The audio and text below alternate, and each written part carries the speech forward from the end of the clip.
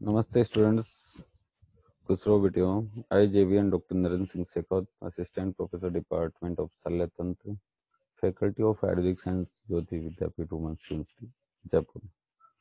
In previous class, we discussed about anatomy of small intestine and large intestine. In today's class, we will discuss about intersusception. Intersusception. What is the intersusception? Let's begin.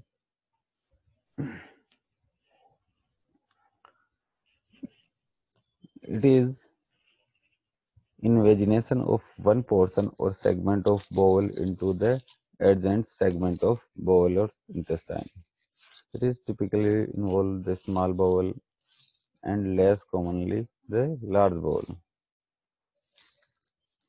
Small bowel में common इसलिए होता है क्योंकि उसमें intestine की length ज़्यादा होती है, अप्रोक्स 6 to 7 मीटर होती है. लार्ज बाउल की लेंथ कम होती है. Small bowel small intestine freely move रहती है अंदर और उसमें इंटरसेप्शन होने के चांसेस ज़्यादा होते हैं. इसमें क्या होता है, इन्वेजिनेशन होता है of one portion of ball into the adjacent segment of ball. Student, there is two types of intersusception. First, antegrade, most common, and second, retrograde. This is the rare types of intersusception. Okay, students, this pic is showing the intersusception of small intestine.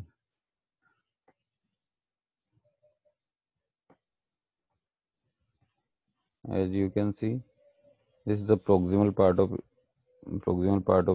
intestine. This one, this is the distal part of intestine.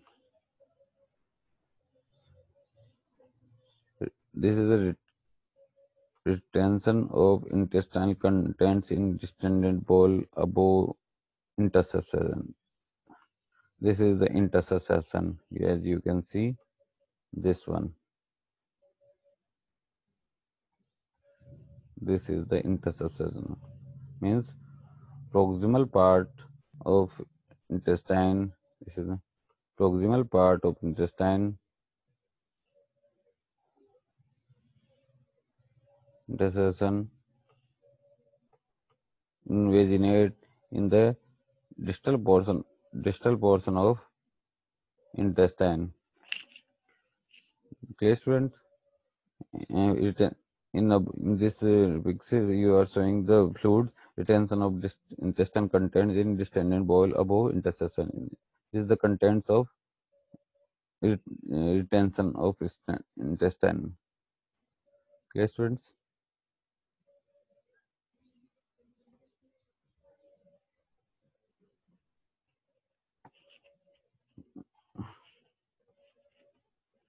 Classification. And there are many types, many various various types of interception, like ileocecal 4%, ileocolic or ileocecal. First one is ileal is 4%. Second one is ileocolic, yeah, or ileocecal 77% maximum. Ileocolic 12%, colocolic 2%, multiple, retrograde 0.2%, others 2.8%. It is common in weaning period of a child, common in male between the period of 6 to 9 months.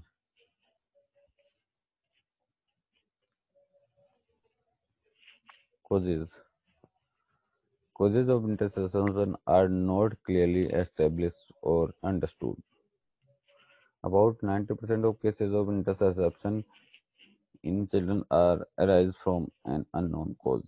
They can include infections, anatomical factors, and altered motility. Other causes are macrodiverticulum, polyps, duplications, appendix, hyperplasia of Pierce patches in intestine. Idiopathic causes are also involved. Now, pathophysiology. Now we will discuss about pathophysiology of Intussusception. In the most frequent type of intussusception, the ileum entered the cecum. However, other types of means ileocecal types of invagination most frequent. However, other types occur such as when a part of the ileum or jejunum prolapse into the itself. Means ileum interception also has been occurred. The parts that prolapse into the others is called intersusceptum, and the part that receive it is called the intersusceptions. Means what is the intersusceptum and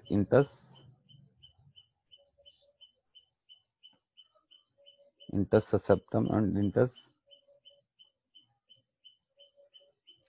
intersusceptions? As you can see in this diagram, in this diagram,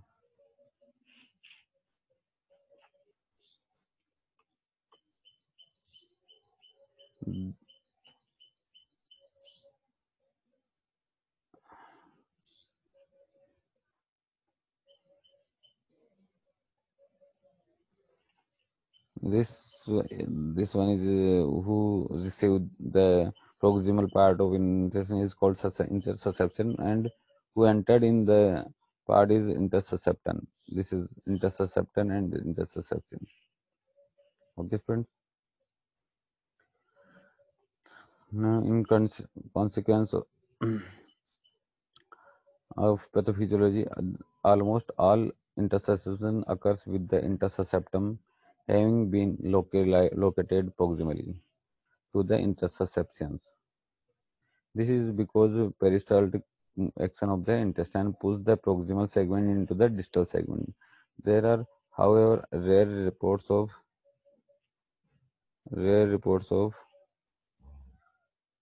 opposite beings too.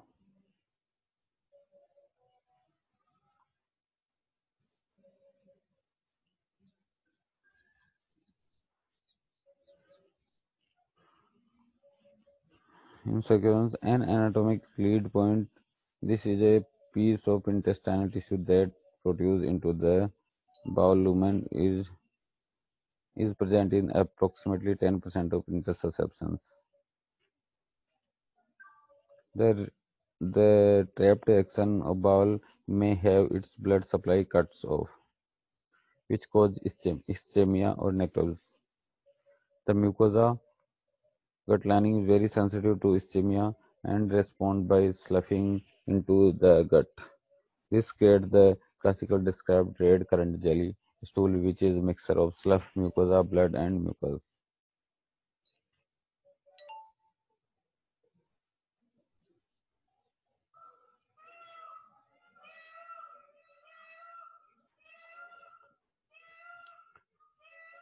Clinical features.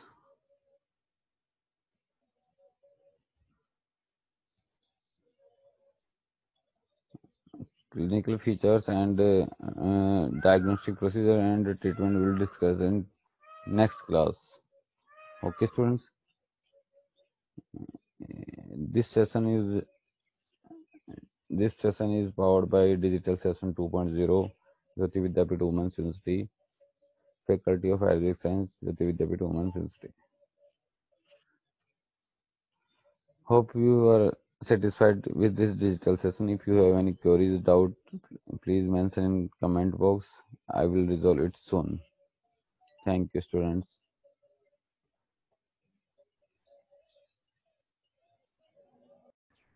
Namaste, students. खुश video. I, JVN Dr. Naran Singh Shekhawat, Assistant Professor, Department of Shalya Tantra, Faculty of Ayurvedic Science, Jyoti Vidyapeeth Women's University, Jaipur. In previous classes, we discussed about some disorders of kidney. In consequence, today we will discuss about this renal calculus, stones of kidney. Okay, students. Introduction. A kidney stone is a hard, solid mass of material that forms in the kidney from the substance in the urine. Kidney stones or calculate develop as a result of various metabolic disorders which affect the fat of calcium and other minerals elements in the body. Stones may be found in the kidney, urinary bladder, ureter, and urethra. Meaning, a kidney stone, also known as renal calculus or nephrolith,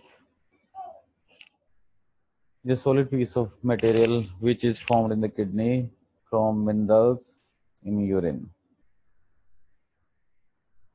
Statistics: incidence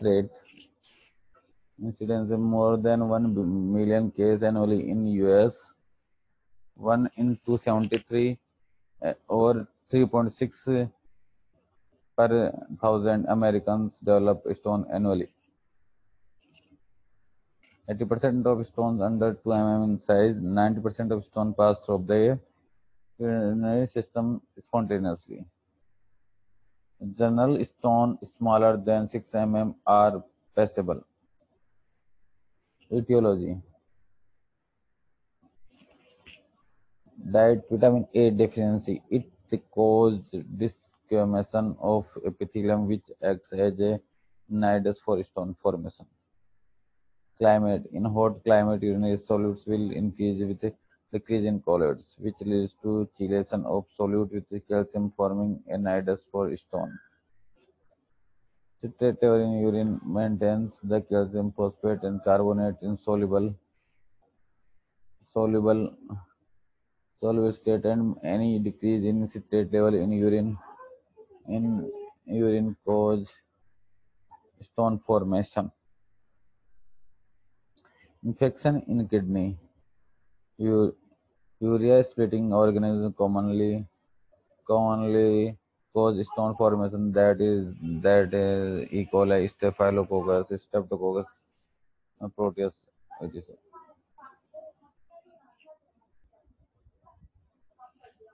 Prolonged immobilization causes decalcification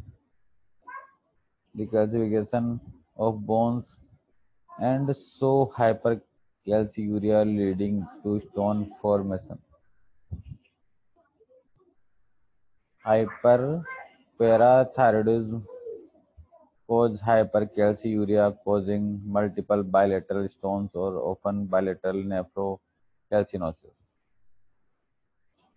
Hyperoxaluria as a result of altered glycine metabolism. Stasis due to obstruction to urine flow. Randall-Pallach theory is erosion and depletion of urinary salts as Randall's plaque at the apex of renal papilla.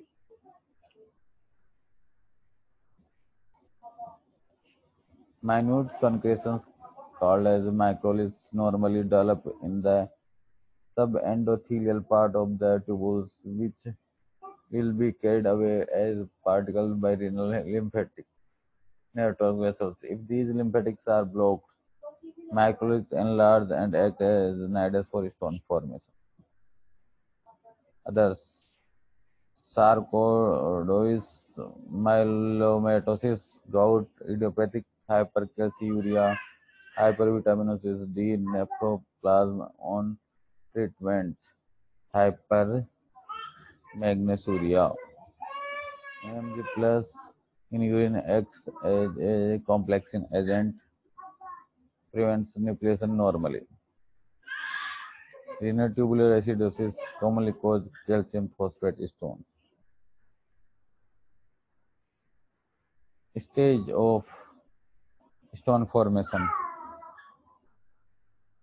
supersaturation, nucleus formation, crystallization, aggregation, matrix formation, and stone. Then stone.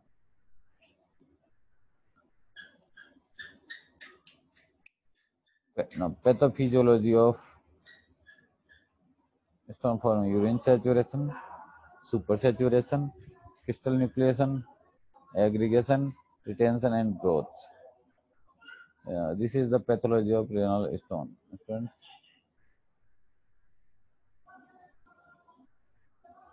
This is all about the definition, etiology, causes, pathophysiology of renal stone is called stone in kidney or urolith. Okay, students. Remaining part we'll discuss in another class. Thank you, students.